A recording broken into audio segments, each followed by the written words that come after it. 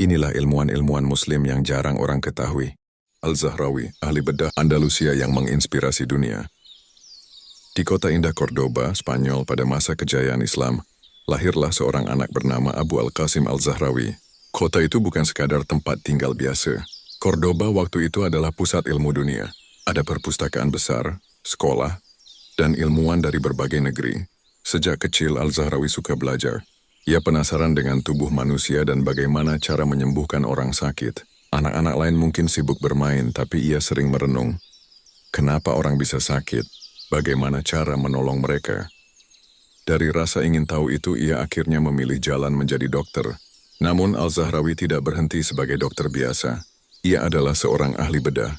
Dokter yang berani melakukan operasi untuk memperbaiki bagian tubuh yang rusak. Pada zamannya, operasi dianggap menakutkan.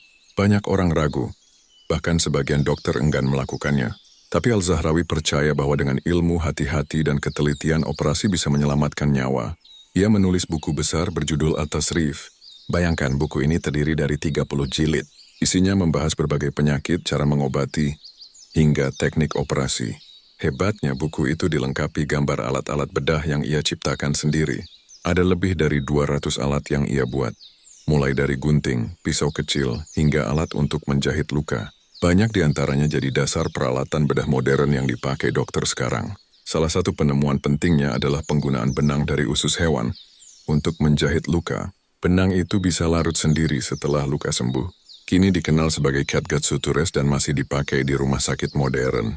Luar biasa, penemuan 1000 tahun lalu tetap berguna sampai hari ini. Selain itu, Al-Zahrawi juga menulis tentang cara menghentikan pendarahan, mengobati patah tulang, dan merawat gigi. Ia bahkan memberi perhatian pada penyakit anak-anak, sesuatu yang jarang dilakukan pada masa itu. Tidak heran jika dunia menjulukinya Bapak Bedah Modern. Yang membuatnya istimewa, Al-Zahrawi tidak hanya mengajarkan teknik, ia menekankan sikap seorang dokter. Menurutnya, dokter harus sabar, penuh perhatian, dan tulus menolong pasien, bukan sekadar mencari keuntungan.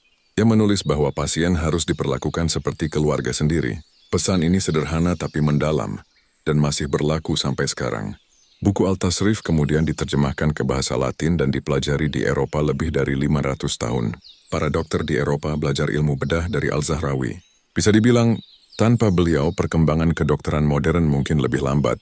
Hidup Al-Zahrawi mengajarkan bahwa rasa ingin tahu dan semangat menolong bisa mengubah dunia. Dari Cordoba, ilmunya menyebar ke seluruh dunia, bahkan sampai hari ini. Apa yang bisa kita pelajari dari kisahnya? Pertama, jangan takut bermimpi besar. Kedua, rasa ingin tahu bisa membuka jalan untuk menemukan hal baru.